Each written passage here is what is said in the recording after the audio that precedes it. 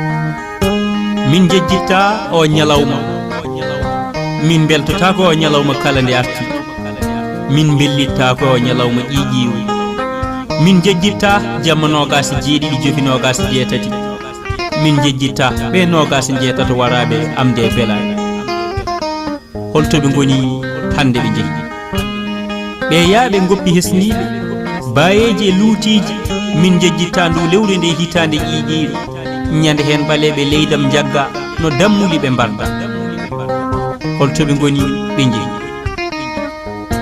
ɓe ɓalli coppa ɓe hen ko yarga mbaɗa kurale wonki pat akal fittande no fapo ha ɓuuɓa ɗo joom suude ne ndaara ala ko wawi ɗo ɓiɗɗo ne luuko sembe ala laati baye ngakkaɗo sembe ɓe mbi yo min jejjit kono min jejjitta min jejjitta o ñalawma ha jamma ɓe tacca ina moloyoɓe keɓani ɓe dogde mbara e galleji kure bedda oljo sukaɓe kawjina min jejjitta baba jagge ware sukone ndaara ɓiɗɗo lelne ɓoore yummane ndaara ngunu fusi coppi caɗiɓe holtoɓe goni ɓe jeehi o dandu ɓesgu sara jinnaɓe ɓe ceerla jamareɓe koye kirsa ligga jamareɓe darinoɓe golle ene gollo saliɓe yeware daraniɓe haade ndimago holtoɓe goni ɓe mbara sukaɓe mawni jinnaɓe jiyani sukaɓe laati bayeji hay belama mawnidani mo wulliti ware gam leydam gonɗani leydam hay nundal wurani ɗi pittali mayɗi ha hande ñawore mumen yanani kono min jejjitani abada min jejjita holtoɓe goni ɓe jeehi holto adjudant chef Abdoulaye Djiggo o yeehi holto Samba Baba Ndiaye o yeehi Samba Oumar kam Ibrahima Diallo Mamadou Hamad Sy kañumen Mbodj Abdel Kader Sy holtoɓe goni ɓe jeehi min mbiyani pullo ma capato soninkima sara kulle min mbiyani ma arabe ala min mbi ko yo moƴƴo yo laamu min mbi ko yo dewɗo lawol laamu min namdi ko yo ñawore waɗe min namdi ko yo lawol rewde ɓe war hooreɓe ruttiɓe ne jokke belaɗe mumen no ala ko mbaɗi ɓe min jiiɗi yo dewde lawol min calaki laamu min namdi ko gonga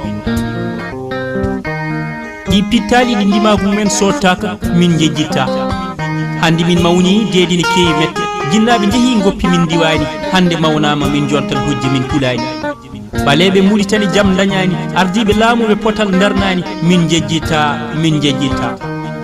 jejjitta Samba Demba Coulibaly Demba Diallo Amadou Saydou Thiam kame Mamadou Oumar Sy min jejjitta Abdourahmane Diallo kono kadi min jejjitta Mamadou Ousmane holtoɓe goni ɓe mbarama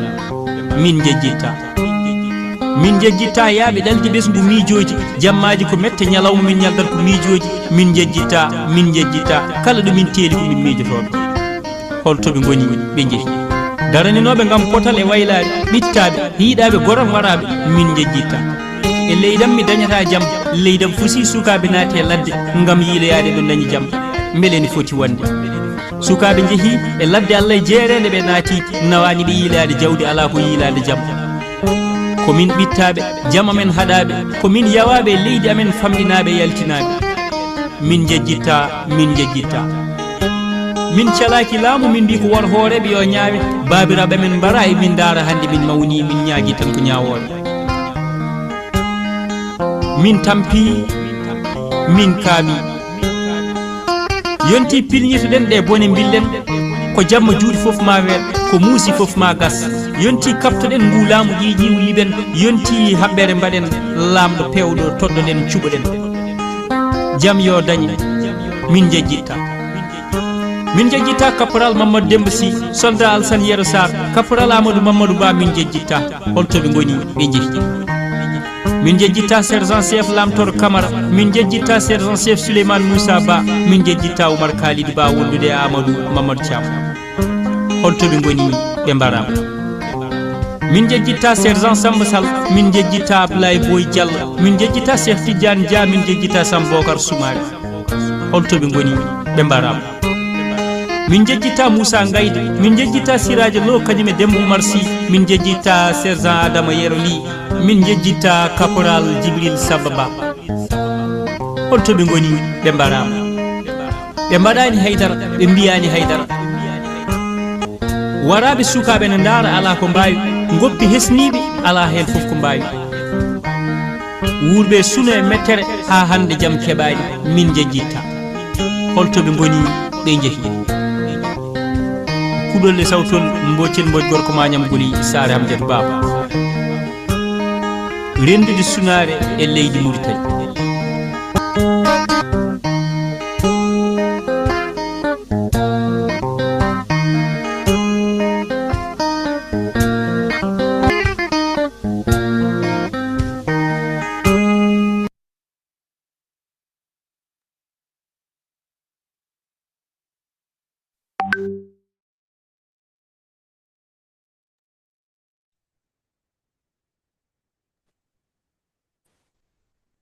Allô?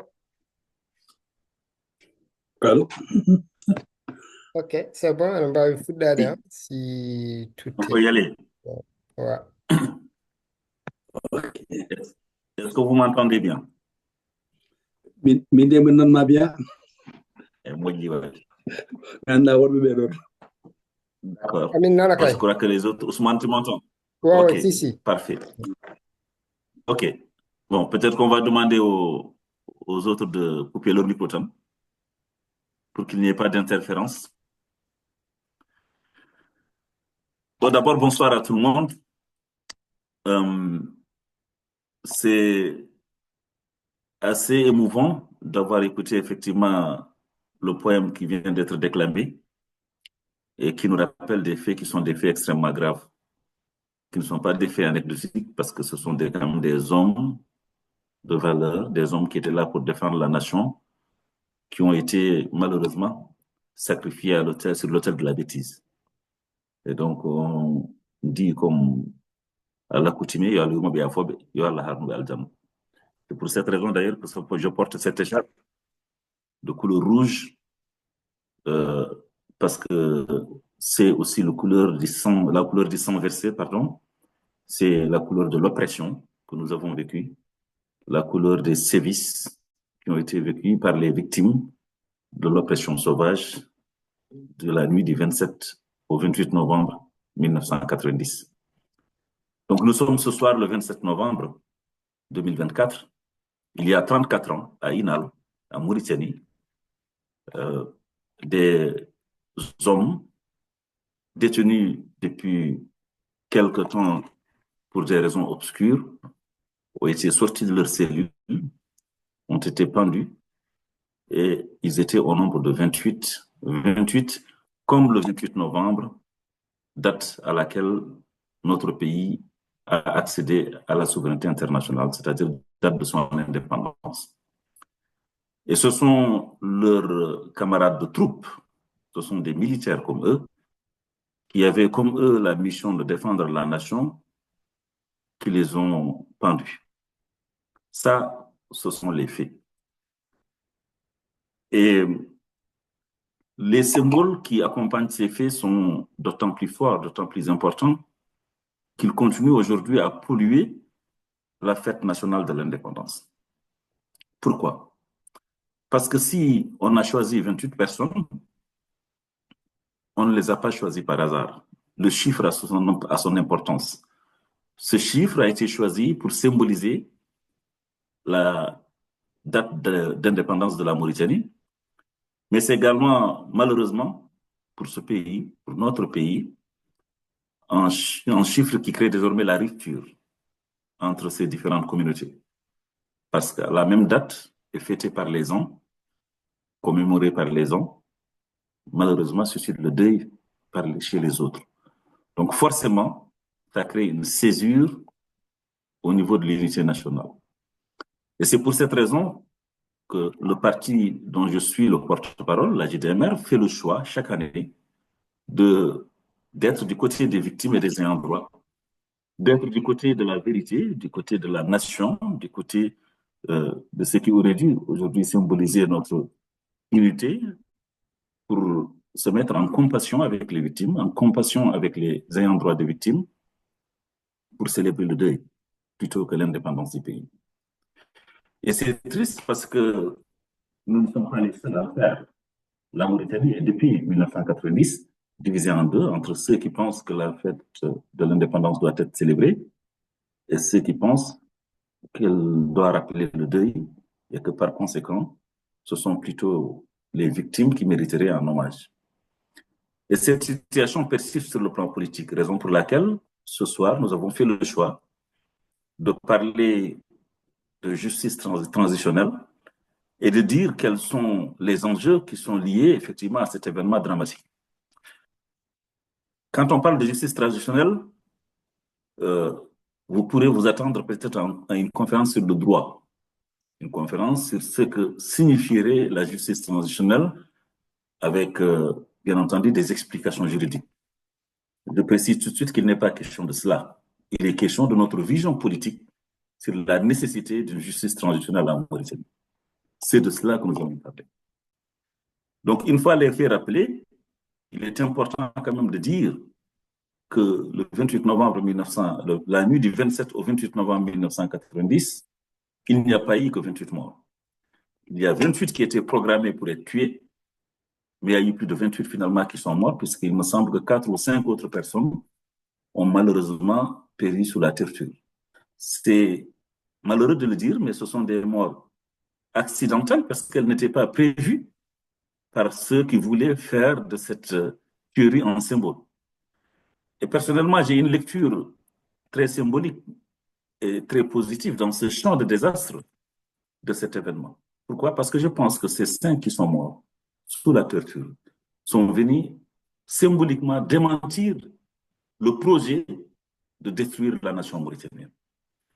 Ils ont voulu, comme de vrais soldats justement, et en cohérence avec leur mission intrinsèque, ils ont voulu, encore une fois, jouer leur mission de protection de la nation jusqu'au bout, jusqu'au point de vouloir sauver le symbole du 28 novembre.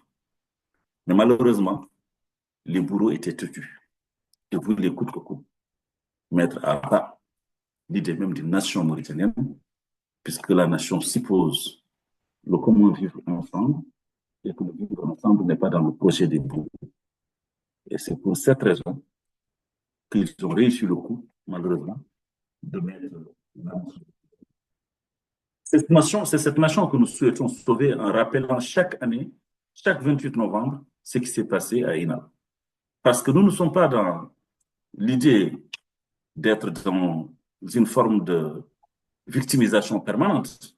Non, nous sommes dans le rappel de ce qui devrait être fait par l'État, de ce qui devrait être posé comme acte par les pouvoirs qui se sont succédés à la tête de l'État, afin de sauver la nation mauritanienne.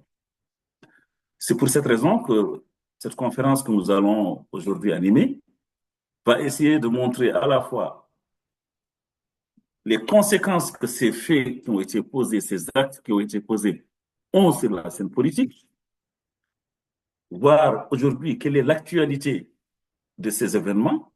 Les acteurs de la société civile aujourd'hui se saisissent de ces événements, essaient de trouver des solutions et dire quelle est notre position en tant que parti politique, quelle lecture nous faisons de ce qui se trame aujourd'hui sur le plan des droits de l'homme, sur la lecture qu'il faut avoir de cette événement. Et donc, ce qui s'est passé le 28 novembre, je l'ai dit à l'entame de mon propos, est pour nous un drame parce que ce n'est pas seulement des militaires qui ont été tués. C'est une nation qui a été blessée. C'est un projet de construction nationale qui a été stoppé net par une idéologie raciste qui est basée sur le racisme d'État. Donc, ce qui s'est passé à Inal, c'est aussi en cohérence avec ce qui s'est passé un an plus tôt. Ce qui avait déjà débuté un an plus tôt, c'est-à-dire les déportations massives de Négro-Mauritaniens. Parce que finalement, les 28 qui ont été pendus à Inal ont un point commun, c'est qu'ils étaient tous noirs.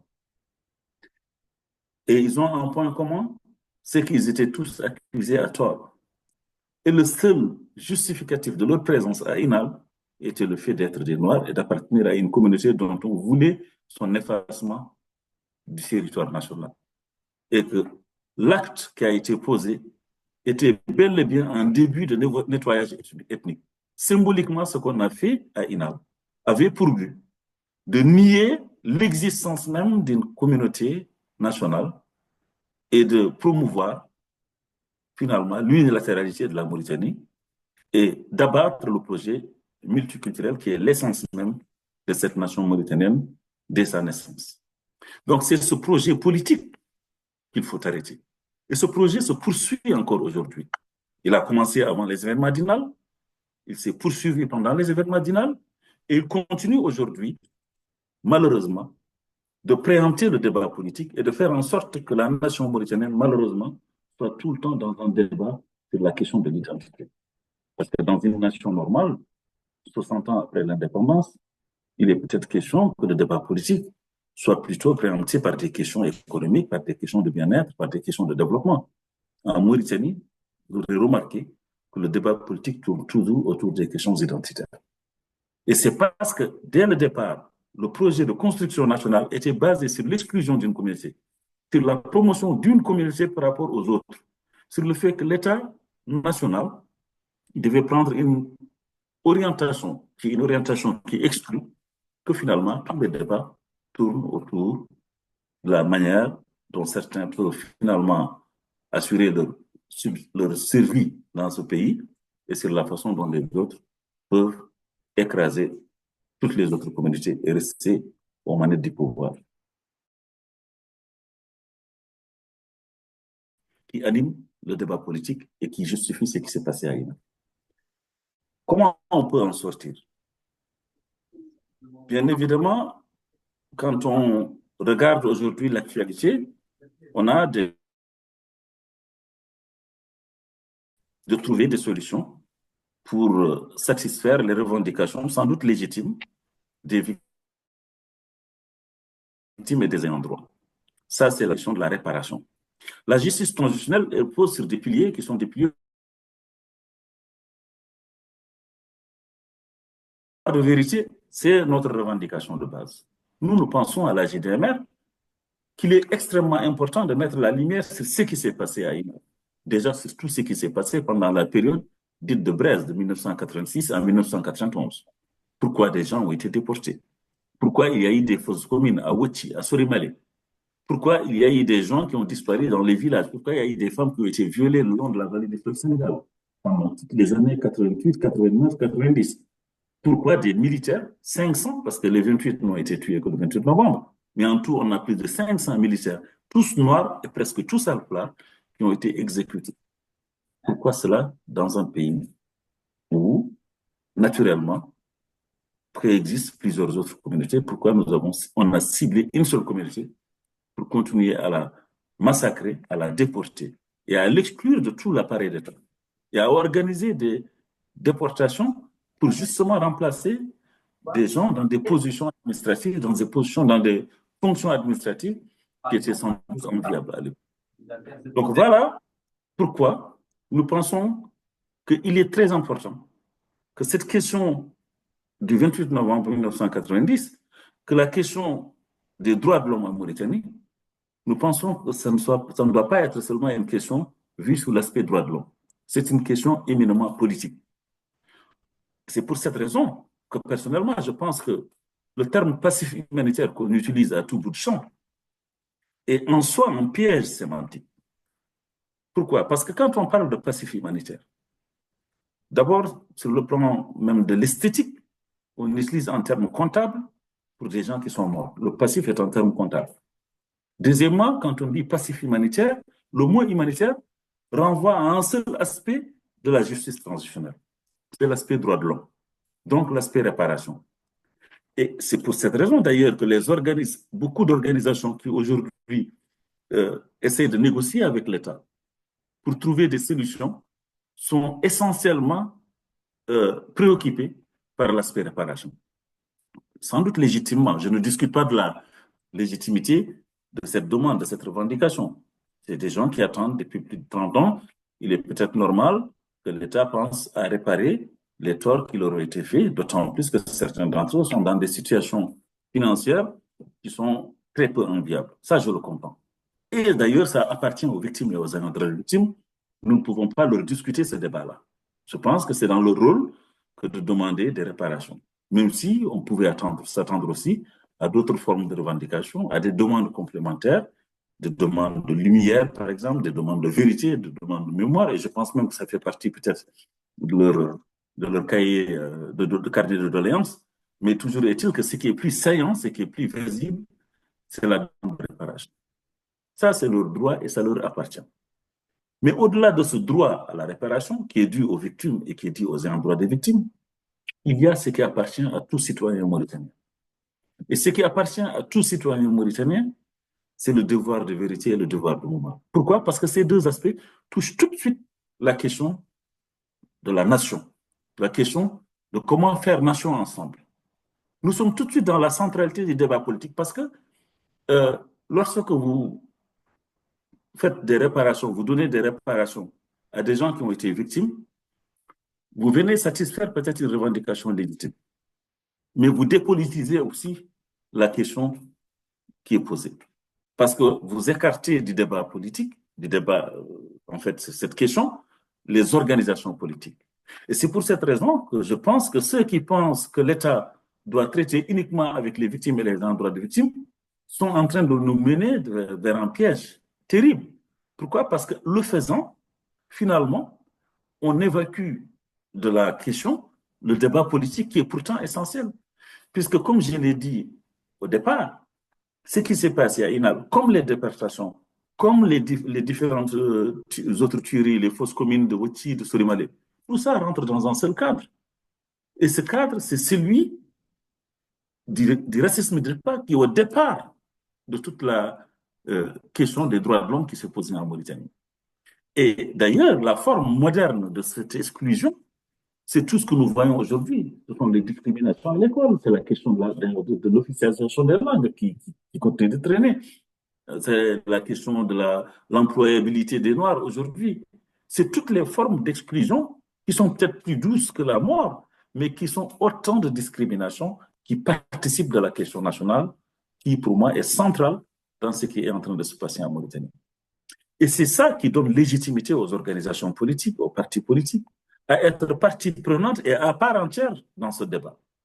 Et nous devons, à la fois en tant que parti politique, mais en tant qu'organisation de la société civile, en tant qu'acteurs et leaders des jeunes, tous, vous pouvez être dans n'importe quel type d'organisation. Pour moi, si vous êtes un citoyen et que vous avez la préoccupation de la question nationale, vous devez avoir la préoccupation que ce débat politique ne soit pas éteint. Oui, les questions doivent être réglées sur le plan des droits de l'homme, mais également un débat politique doit s'ouvrir autour de comment on peut, après cela, faire chemin ensemble. Et c'est cela le sens de la justice transitionnelle. La justice transitionnelle, c'est une justice qui est parallèle à la justice classique, parce que la justice classique, elle fait suite généralement à des plaintes individuelles. La justice transitionnelle, c'est une volonté politique de dépasser un problème pour qu'il y ait un après, pour qu'il soit possible de revivre ensemble. L'idée de départ, c'est celle-là. Et c'est ce que nous n'avons cesse de réclamer, à la fois dans notre déclaration de politique générale, mais dans les différentes interventions à la fois de nos leaders et de nos cadres politiques, dans les différents meetings que nous avons tenus, dans les différents actes politiques que nous posons, que ce soit notre marche en 2013 pour l'abrogation de la loi de 1993, que nous nous apprêtons d'ailleurs à reposer à l'Assemblée nationale avec l'honorable députée Saoudet Ouane. Dans tous ces actes, ce que nous avons comme préoccupation essentielle, c'est, après ce qui s'est passé, comment refaire nation ensemble. Vous voyez, nous ne sommes pas dans une démarche de victimisation pour continuer à pleurnicher sur des événements, comme d'ailleurs j'ai pu entendre malheureusement ces derniers temps beaucoup dire, un certain nombre de gens, je ne sais plus si c'est un rappeur qui l'a dit et qui a suscité la polémique ces derniers temps ou pas, mais en tout cas, il y a des gens qui pensent que des acteurs politiques, notamment négro-africains, certains même disent Halpulaar, carrément, passent leur temps à pleurer et à rappeler ces événements traumatiques et à ne jamais parler des autres problèmes, ce qui est d'abord faux, parce que les autres problèmes sont posés quotidiennement, y compris par nous-mêmes, mais il se trouve que ce problème-là, il touche à la manière dont nous devons vivre ensemble, dont nous devons faire nation, faire État ensemble, et que tant qu'il n'est pas réglé, il est évident que la Mauritanie continuera toujours à buter contre ce problème. Et tenter, comme essaie de le faire l'État, de jouer sur le pourriture de la situation, sur l'oubli, c'est se tromper et c'est ne rien comprendre au sens de l'histoire. En vérité, des événements comme ça ne s'oublient jamais. Et la transmission se fait. La preuve, c'est qu'il y a des enfants qui sont nés après 1990 et qui se sentent tout aujourd'hui tout concernés par cette question-là, que moi qui les ai vécues, par exemple, comme Jean. Donc, c'est une, c'est une erreur, c'est une illusion que de penser en laissant la question pourrir, qu'en l'oubliant un peu, que ça peut s'oublier et ça peut disparaître dans les méandres. En état, ne se construit pas comme ça. Toutes les nations qui ont vécu des événements traumatiques sont passées par l'étape de la justice transitionnelle pour se reconstruire et pour avancer. Je peux citer le cas du Rwanda, je peux citer le cas du Maroc. Et au Maroc, c'est assez symbolique puisque le roi Mohamed VI, quand il est arrivé au pouvoir et qu'il a organisé la justice transitionnelle dans son pays, il a invité les acteurs politiques et la société civile à faire le bilan de son propre père. Donc, ce n'est même pas la situation mauritanienne, où si M. Razouani aujourd'hui décidait d'organiser une justice transitionnelle, on lui demanderait d'ouvrir un débat sur ce qui a pu se passer sur un prédécesseur avec lequel il n'a peut-être rien à voir, qui sait. Peut-être que M. Razouani n'a rien à voir avec Maouia. Donc, s'il organisait aujourd'hui une justice transitionnelle, on ne se prononce pas sur son bilan à lui, mais sur le bilan d'un homme dont il pourrait tout à fait dire « je n'ai rien à voir avec lui », si c'est tenté, bien entendu. Mohamed VI a organisé un débat sur le bilan de son propre père, celui dont il a hérité. Et il l'a fait. Et ça s'est très bien passé, et les gens ont pu en discuter. La vérité a été dite, les auteurs de crimes ont pu reconnaître les crimes qu'ils ont commis, le pardon a été prononcé, des réparations ont été pensées, réfléchies et mises en œuvre, et puis la nation marocaine a pu continuer son petit bonhomme de chemin. C'est ce qui s'est passé en Afrique du Sud, c'est ce qui s'est passé au Rwanda et dans d'autres pays en Afrique. Donc, ce que nous demandons pour la n'est pas une innovation, n'est pas une nouveauté. C'est quelque chose qui a déjà été vu ailleurs et qui a un sens à la fois historiquement et juridiquement. Bien évidemment, le fait que la justice transitionnelle s'organise dans un pays n'enlève pas aux ayants droit et aux victimes le droit d'ester en justice contre des gens. Ça ne suspend pas la justice classique. Mais tout de même, ça contribue à créer l'atmosphère, un climat de pardon, un climat de réconciliation qui rend à peu près inutile les démarches individuelles des justiciables. Quelle est en Mauritanie aujourd'hui une des conditions pour que la justice transitionnelle puisse s'appliquer? C'est précisément le projet que nous portons aujourd'hui. Demander aujourd'hui l'abrogation de en soi, demander la possibilité qu'une justice transitionnelle s'organise en Mauritanie.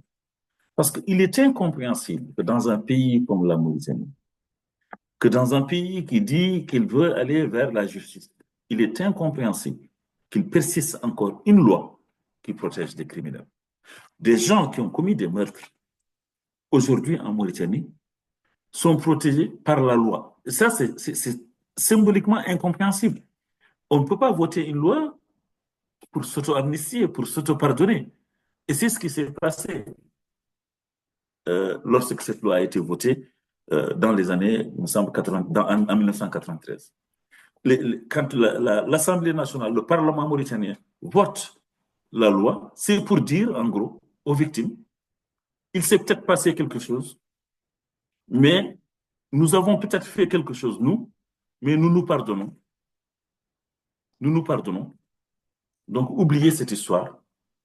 Et d'ailleurs, n'en parlons plus, parce qu'en parler, ça devient un délit. C'est ça, la loi d'amnistie de 1993. C'est une double insulte aux victimes. Des choses ont été faites.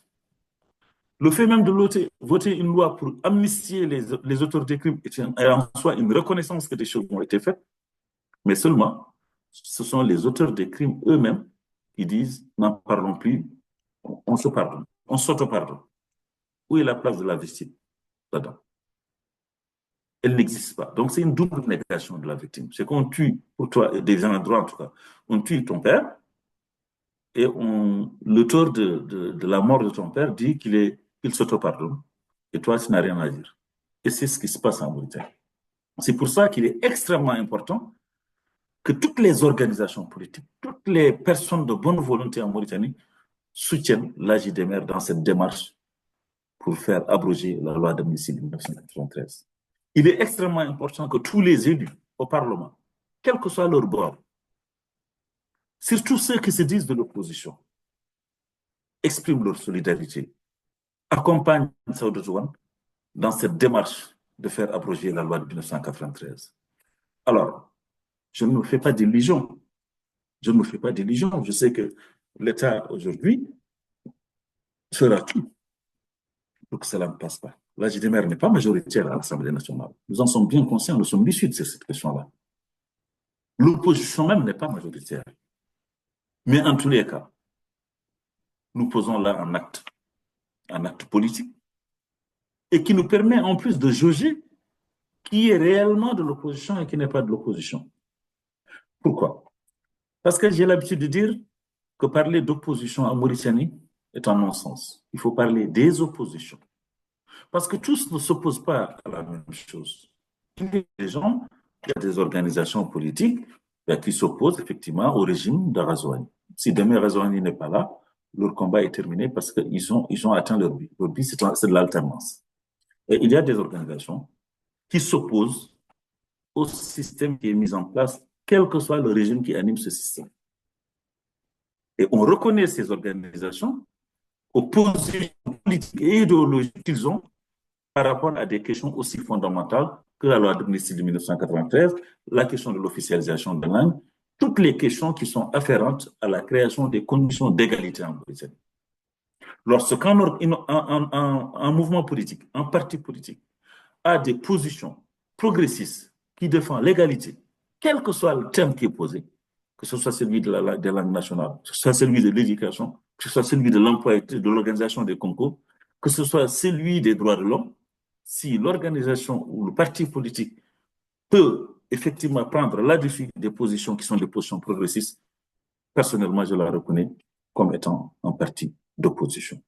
Et c'est pour cette raison que le président Ibrahim Mokhtar Sarr, qui était président de la JDMR jusqu'en janvier 2024, avait lancé la nécessité d'un dialogue de l'opposition que le président actuel Mohamed Bokar a d'ailleurs relayé assez vivement durant sa campagne, bien après, pour dire qu'il est nécessaire que l'opposition mauritanienne discute ensemble de sa vision, de qui est à l'opposition et qui n'est pas à l'opposition, qui peut travailler ensemble sur quoi et à partir de quelle vision de la Mauritanie.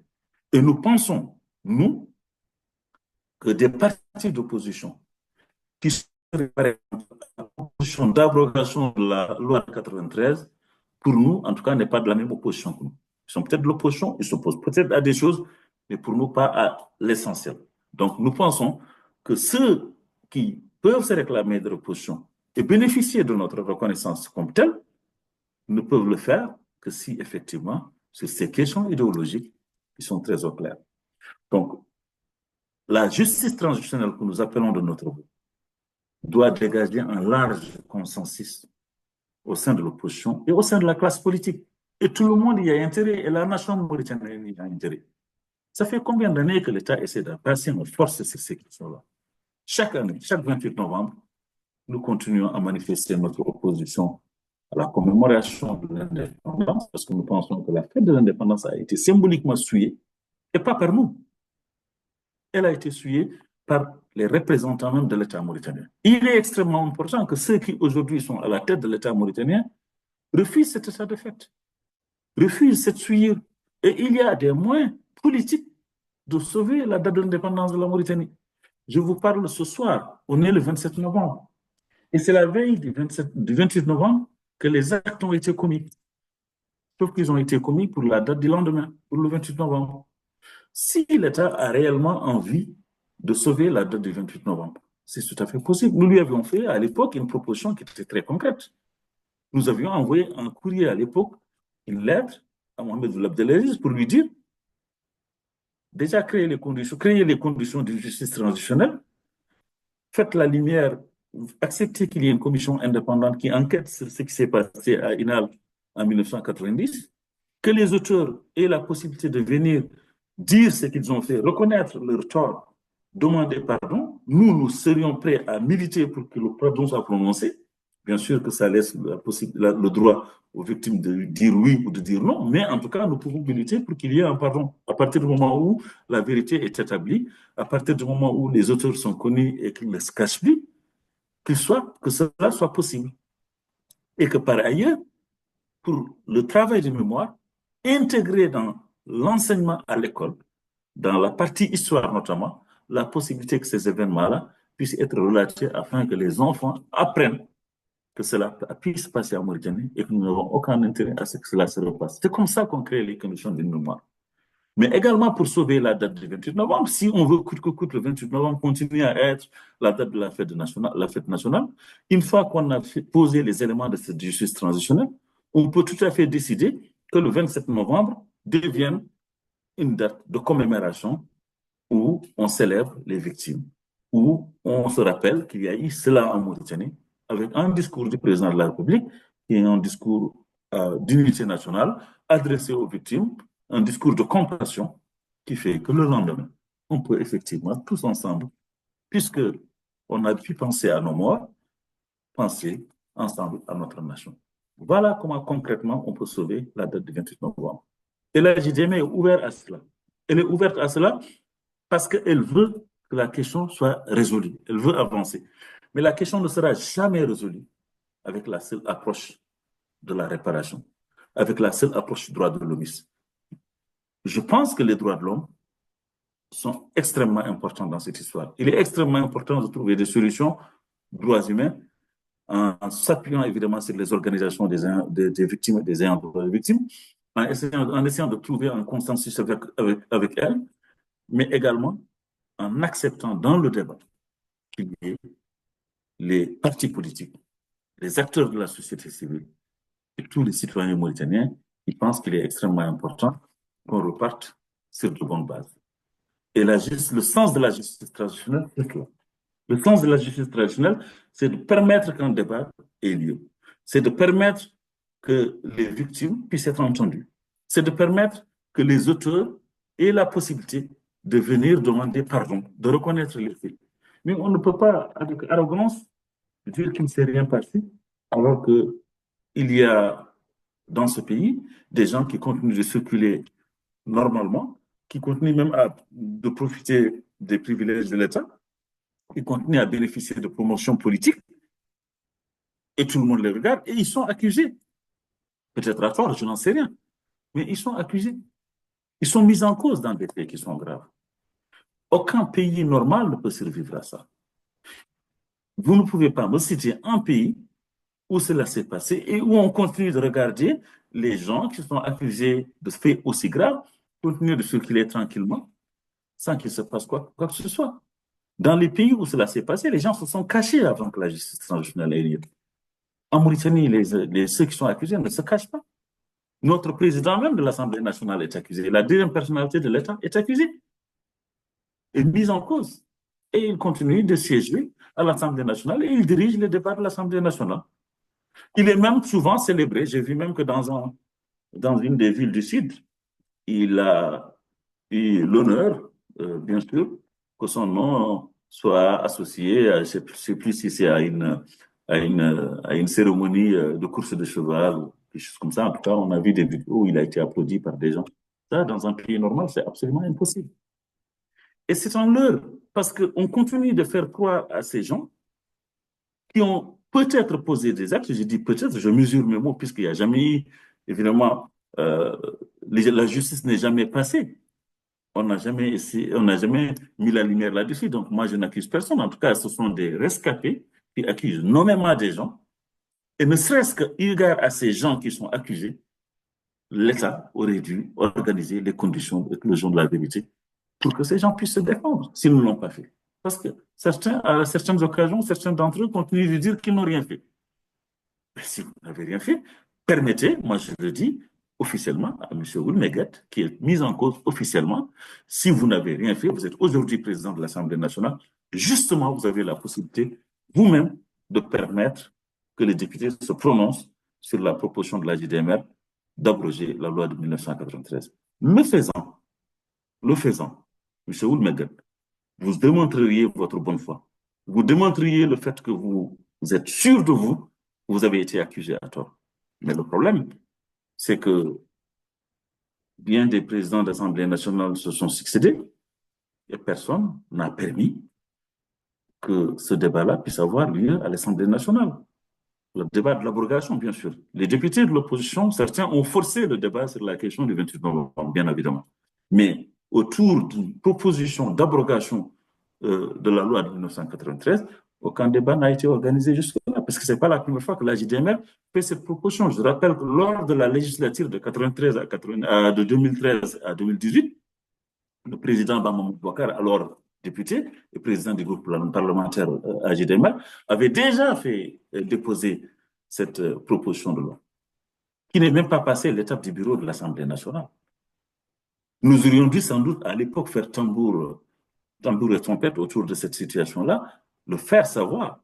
Mais en tout cas, ce n'est pas la première fois qu'une tentative est faite. Cette fois-ci, évidemment, nous comptons médiatiser la proposition de loi qui va être faite par la députée, l'honorable Sodotoa. Et nous espérons que la classe politique se saisira de cela, en fera son affaire, aidera à ce que ce soit connu de tous. Et nous espérons de M. Oulmeguet qu'il est réellement innocent, comme il le dit, qu'il permette l'éclosion de la politique, parce qu'il en a le pouvoir, il est le président de l'Assemblée nationale. Il peut au moins permettre qu'il y ait un débat autour de ça.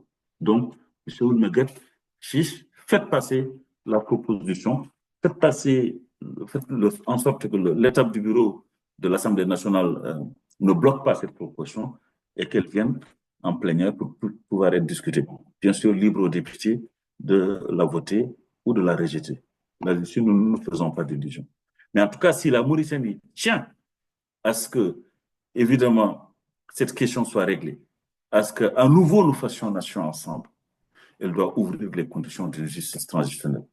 Et ouvrir les conditions d'une justice transitionnelle, c'est permettre effectivement de régler la question des droits de l'homme, de ce que les gens appellent, de mon point de vue, naïvement passif humanitaire, qui est un terme que je récuse. Je parle de nettoyage ethnique, je parle effectivement de projet génocidaire, et je pèse mes mots en le disant, puisque partout dans tous les pays où cela s'est passé, on a appelé cela génocide. Donc il n'y a pas de raison qu'en Mauritanie, on fasse preuve de pudibonderie ou de fausse pudeur pour appeler cela passif humanitaire, qui est un terme, de mon point de vue, plus insultant qu'autre chose. Donc, la justice transitionnelle est une nécessité en Mauritanie et tout le monde devrait militer pour qu'elle puisse avoir lieu. Et ceux qui réclament qu'il y ait justice transitionnelle en Mauritanie ne veulent pas de guerre civile, ne veulent pas, comme certains ont envie de gloser là-dessus, réveiller les démons du passé, ne veulent pas, en réalité, de confrontation entre les communautés. Ce n'est pas ça qui est recherché. Et d'ailleurs, aucune communauté n'est mise en cause. En tout cas, nous, à la JDMR, nous n'accusons aucune communauté de ce qui s'est passé.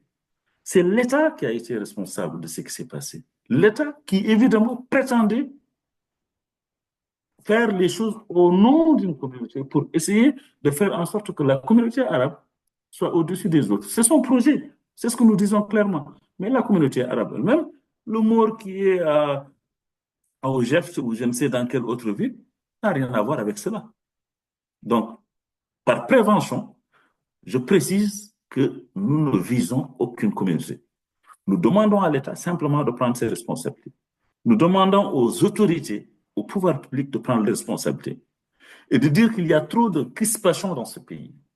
Et toutes ces crispations tournent autour de ce que nous appelons la question nationale. C'est soit la question des droits de l'homme quand arrive le 28 novembre, ou aujourd'hui la question de l'école. Et sur la question de l'école, bien évidemment, dès le départ, une de nos positions a été de dire que la loi d'orientation qui fait aujourd'hui, crée aujourd'hui le débat, dont les conséquences font qu'il y a des parents d'élèves qui sont dans la rue, nous avions prévenu dès le départ qu'elle aurait eu cette conséquence-là, parce que c'est une loi piège. On a prétendu introduire les langues nationales avant de les officialiser. Or, les officialiser aurait permis de mieux garantir de mieux protéger leur introduction dans l'enseignement national. Parce que quand vous officialisez une langue, vous obligez l'administration à en faire usage. Vous obligez l'administration à donner à cette langue les moyens de sa promotion. Pourquoi? Parce que désormais, elle-même, l'administration, doit faire usage de cette langue. Donc, vous la protégez, vous garantissez son introduction dans l'enseignement dans de très bonnes conditions. Or, ce n'est pas ce qui a été fait. Par un jeu de l'heure, on a introduit les langues nationales en disant que c'était élémentaire et qu'en attendant que l'expérience finisse, allez, l'arabe va être évidemment enseigné à tous les niveaux de l'école. Dans un flou d'ailleurs artistique, on a fait passer cette loi et aujourd'hui on en voit les conséquences. Donc toutes ces questions, que ce soit la question de l'officialisation des langues nationales, que ce soit la question du foncier, que ce soit la question des droits de l'homme, toutes ces questions sont aujourd'hui des questions qui crispent et parce qu'elles touchent à notre contrat national, au fait de pouvoir vivre ensemble, qui est mauritanien, qui n'est pas mauritanien. La question de l'enrôlement, c'est pareil. C'est-à-dire qu'aujourd'hui, si on essaie de réfléchir un tout petit peu à ce qui s'est passé en Mauritanie ces 40 dernières années, vous vous rendez compte que c'est un projet. En 1986, on a enfermé des intellectuels noirs parce qu'ils ont écrit un livre pour décrire, un manifeste pour décrire ce qu'ils voyaient déjà se mettre en place en Mauritanie. Et ça faisait 20 ans que c'était mis en place en réalité. C'est le manifeste du Négro-Mauritanien opprimé, écrit par les femmes qui ont décrit une situation politique et qui ont demandé d'ailleurs à la fin de leur manifeste à ce qu'on puisse en discuter autour de la table. Réaction de l'État, la tête des flammes décapitées, des hommes politiques envoyés, des hommes politiques, des intellectuels, des écrivains, des journalistes envoyés à Ouattara. Et là commence une vraie répression sur tous ceux qui ont pu cette lutte. Des gens ont été déportés, d'autres ont été exilés. Et puis 1989, on profite du conflit entre le Sénégal et la Mauritanie, on déporte des dizaines de milliers, toujours de la même communauté. 1990, on commence à attaquer les représentants de cette communauté au sein de l'armée. Et dans la même foulée, on sort de la CEDEAO. On décide de sortir de la CEDEAO parce que, soi-disant, on n'a plus rien à y faire. Donc, tout ce qui pouvait rattacher la Mauritanie de sa partie africaine ou négro-africaine, on commence à s'en éloigner. On commence à accentuer l'officialisation de la langue arabe. Et d'ailleurs, c'est en 1989 que moi, je commence à faire ce discours en arabe, puis jamais en français. Donc, on commence à faire une politique qui fait que, sur le plan culturel, on exclut davantage les négro-africains. Sur le plan linguistique, on affirme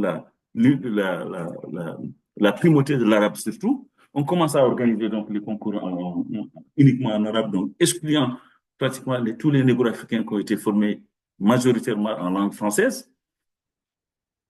On commence à attraper des gens dans l'armée, les représentants des communautés négro-africaines dans l'armée, à les accuser de faux coups d'État, à les enfermer et à les tuer.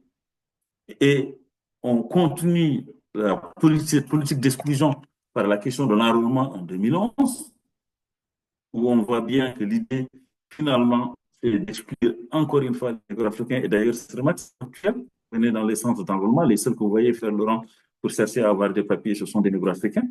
Et on voudrait que nous n'y voyons aucune intention raciste. Moi, je pense qu'il faut qu'on arrête toute cette farce et qu'on puisse dire les choses. En réalité, nous sommes bien en face d'un projet d'exclusion. Nous sommes bien en face d'un système. Et celui qui nie cette réalité, qui ne veut pas voir cette réalité, est en réalité en train de s'illusionner et en train de jouer avec le pouvoir et de permettre au pouvoir de continuer cette politique raciste. Et on n'arrivera pas à régler le problème en acceptant des solutions nettes. Aujourd'hui, vous voyez qu'au même sein même de l'opposition, il est devenu pratiquement de bon ton que de dénoncer des injustices sans les qualifier. Par exemple, on va dire, oui, aujourd'hui, les jeunes ne travaillent pas. Oui, les jeunes ne travaillent pas, mais quels jeunes ne travaillent pas? Qu'est-ce qui fait que ces jeunes-là en particulier ne travaillent pas et d'autres travaillent? Qu'est-ce qui fait que ces jeunes-là ne réussissent pas à des concours et d'autres réussissent? Qu'est-ce qui fait que quand on a le bac et on regarde dans les villes du Sud, il y a pratiquement 90% d'échecs. Qu'est-ce qui fait tout cela? Ça, c'est les conséquences d'une politique. C'est les conséquences d'une politique. Donc, on ne peut pas isoler les injustices. Les injustices sont liées. Et le fait qu'elles sont liées fait que ce sont des injustices structurelles. Ce ne sont pas des injustices isolées. Ce ne sont pas des personnes qui sont victimes d'injustices parce que simplement ce sont des citoyens. Non, c'est parce que ce sont des citoyens noirs et parce qu'il y a une politique qui discrimine de manière presque officielle des citoyens parce qu'ils sont noirs et parce qu'ils sont non hassanophones. C'est une réalité. Et dire ça, ce n'est pas faire insulte à la communauté arabe qui n'a rien décidé de tout ça, dont certains en sont même peut-être victimes. Dire ça, c'est simplement dire la réalité de ce qui se passe en Mauritanie. Donc, nous sommes dans un pays où il est absolument urgent de faire en sorte que nous dépassions tout ça. Si nous tenons encore à être ensemble, à vivre ensemble, à faire nation ensemble. Si nous tenons à faire encore nation ensemble, il est extrêmement important de créer les conditions d'une justice transitionnelle. Et tous les hommes politiques, toutes les organisations politiques sincères devraient militer pour ce projet de justice transitionnelle. Devraient en faire en sorte que tout cela soit possible. Que le débat ne soit pas détourné vers autre chose, vers des questions périphériques. Parce que la question centrale, c'est bien celle-là. C'est comment refaire nation ensemble. Et d'ailleurs, c'était cela le titre de notre programme pendant la présidentielle. Certes, nous n'avons pas beaucoup été entendus. Sans doute, nous n'avons pas fait une campagne tonitruante parce que nous n'avions pas les moyens. Mais il est certain que la question que nous avons posée, que nous avons voulu mettre dans le débat politique, est une question centrale. Et personne ne peut aller au-delà de cette question-là. Et tant qu'elle n'est pas réglée, la nation mauritanienne sera toujours en question. Et c'est pour cette raison que nous pensons que la nuit du 27 au 28 novembre, c'est vrai, est une nuit où il faut se rappeler ce qui a pu se passer à Inal, mais également il faut en profiter pour poser les vraies questions politiques. Et la vraie question politique, c'est celle-là. C'est comment, par quels moyens, nous arriverons à recréer le débat national autour du vivre ensemble.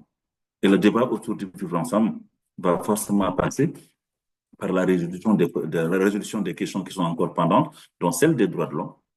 Et de notre point de vue, si nous voulons en faire une question politique, et c'est la seule voie qui vaille de notre point de vue, c'est de créer les conditions effectivement d'une justice transitionnelle qui va effectivement assurer qu'il y ait un devoir de vérité, c'est-à-dire une commission indépendante qui enquête sur les faits, sur tout ce qui a pu se passer pendant la période de Brest, la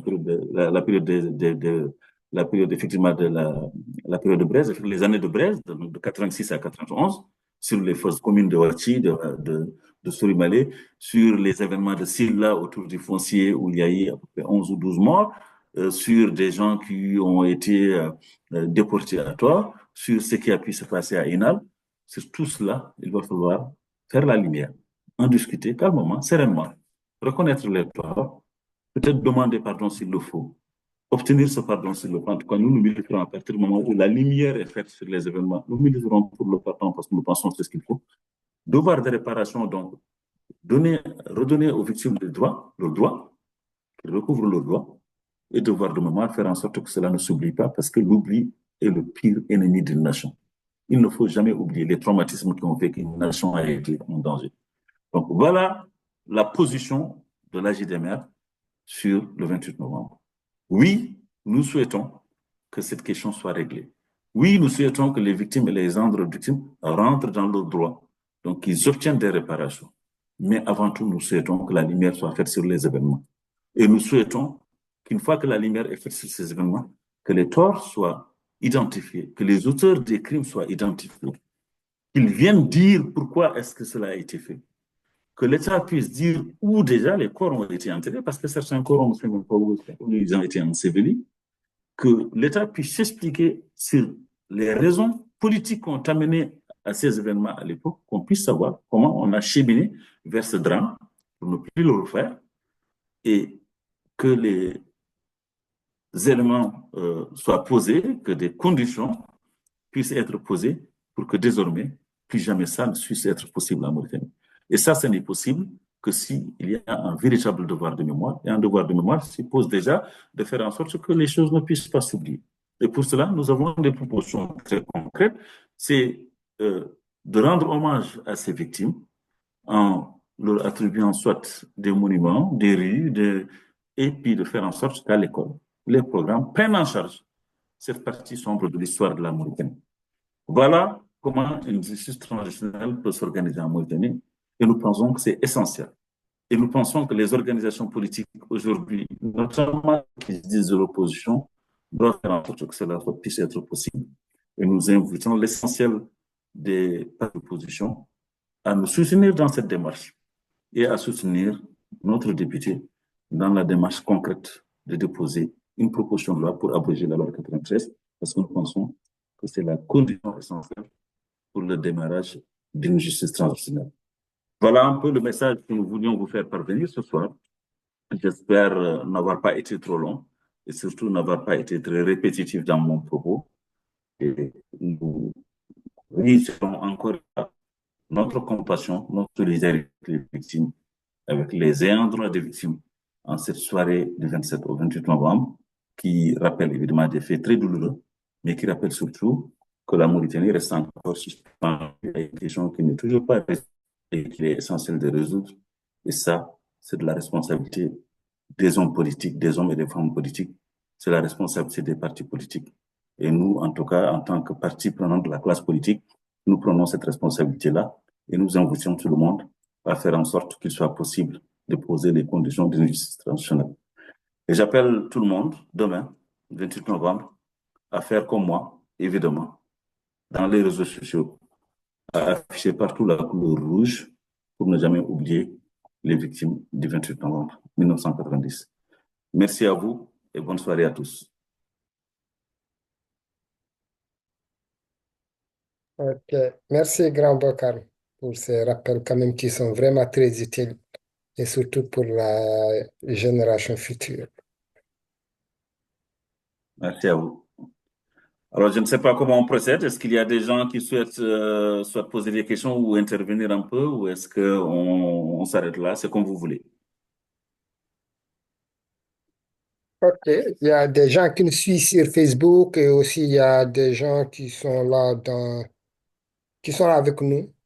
S'il y a des gens qui veulent intervenir ou poser des questions, vous pouvez intervenir, hein.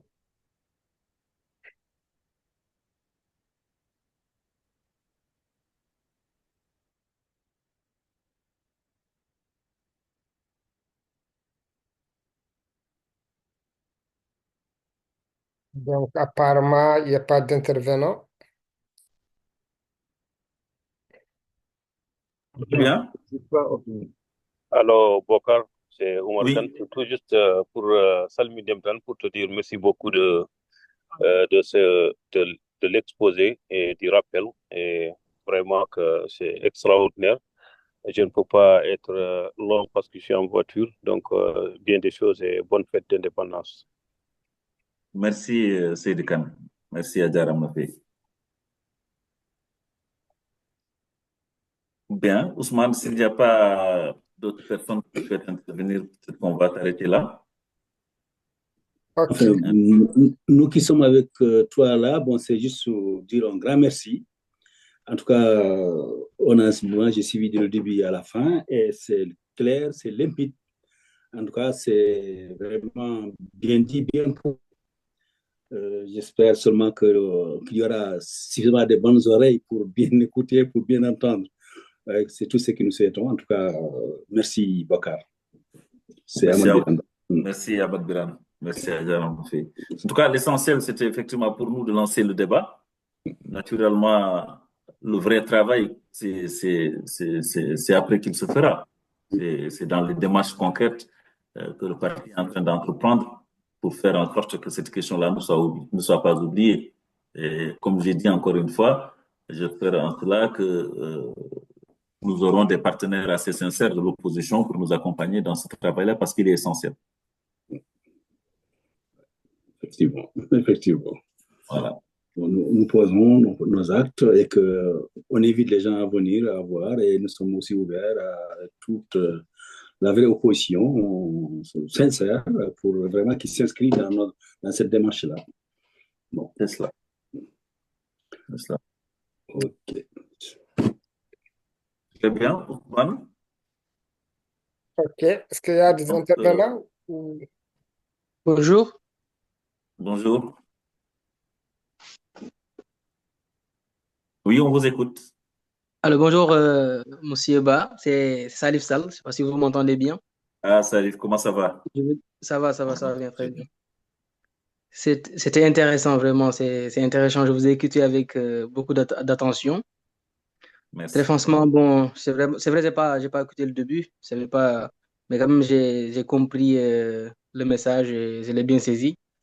Et bon, ce sont des événements qui sont extrêmement douloureux et ce sont des événements qui doivent rester, quoi. Qui doivent être,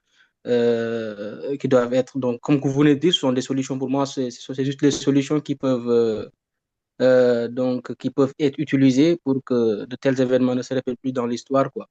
Mais j'aurais une question. Mhm. Quelle est la place des oulémas, surtout des oulémas mauritaniens de couleur blanche? Quel est leur regard et quelle est leur conception de tout ce que vous venez de dire tout à l'heure? C'est une excellente question, Monsieur Sall. Alors, je rappelle à nos autres auditeurs que Monsieur Sall est de nationalité sénégalaise. Donc, d'où la question qu'il pose sur la position des oulémas mauritaniens. Je rappelle que nous sommes dans un pays, cette question est d'autant plus importante que nous sommes dans un pays qui s'appelle République islamique. Donc, effectivement, je disais tantôt qu'il est important que la question vienne à la fois des politiques, des acteurs de la société civile, mais pour moi, dans la société civile, et il y a évidemment les, les, les autorités religieuses, les oulémas.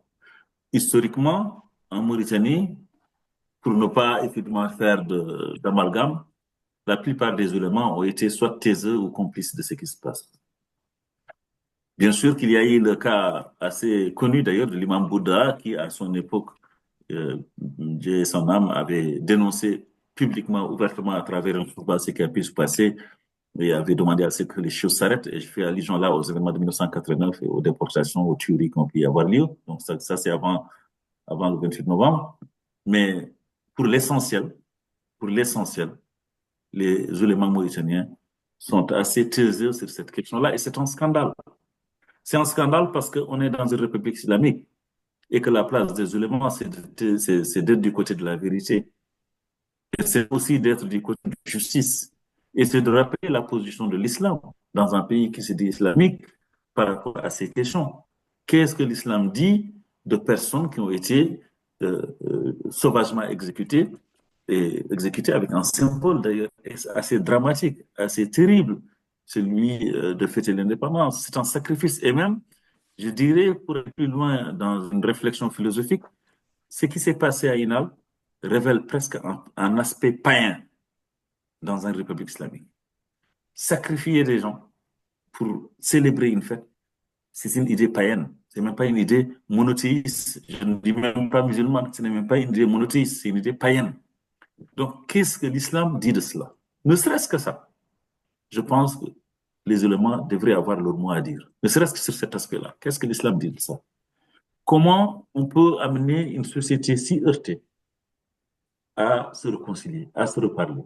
Je crois que les éléments ont leur place dans cette affaire-là. Ils ont leur place dans ce débat-là. Mais il est vrai que nous avons, sans jeter le pauvre sur tout le monde, globalement des éléments qui sont chez nous, malheureusement, un peu trop réalistes, entre guillemets, réalistes dans le sens où beaucoup d'entre eux vont dans le sens du vent. Soit se taisent, ou ceux qui parlent, généralement, c'est pour répéter un peu ce que le régime veut entendre.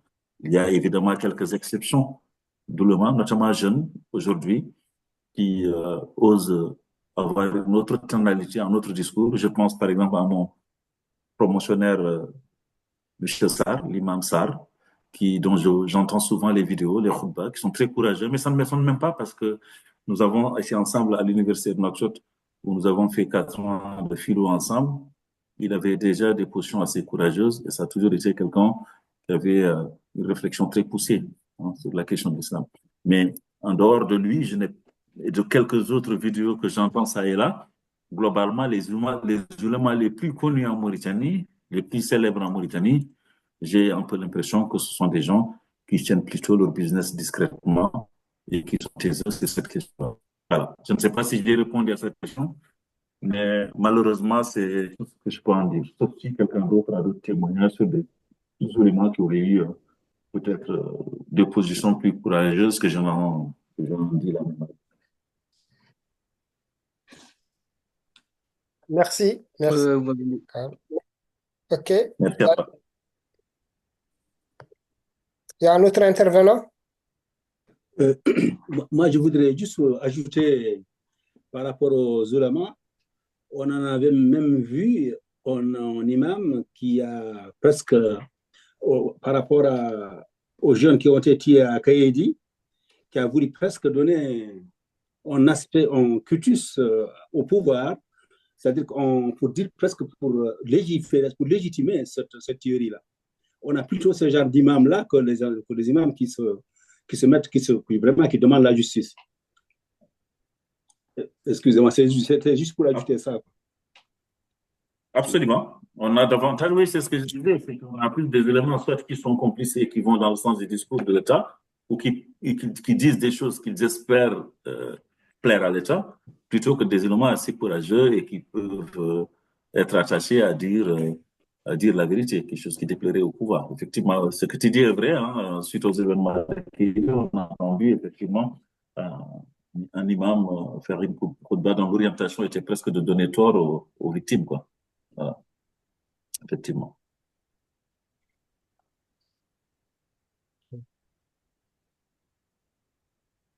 Ousmane, s'il n'y a pas d'autres interventions, peut-être qu'on peut s'arrêter là. Merci, hein, merci pour la réponse, c'est gentil. Merci beaucoup. Après, C'est clair. voilà. OK. Donc, je ne vois pas les mains levées. OK. Donc, on peut clôturer, Bokar. Très bien. Merci à tous et merci d'être présents et surtout pour les quelques questions qui sont posées et les interventions qui sont faites. Et j'appelle encore une fois, demain, pensez vraiment à afficher sur les réseaux sociaux la couleur rouge parce que c'est désormais le symbole effectivement du sang versé et des innocents qui ont été tués. Merci à tous et bonne soirée.